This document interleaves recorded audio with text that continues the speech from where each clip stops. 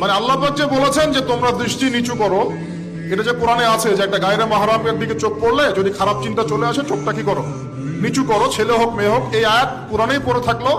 চক্ষু নিচু করো তো দূরের কথা, চোখে চোখ রেখে এখন কিস করতেছে মনে করে, বিষয়টা তাই না?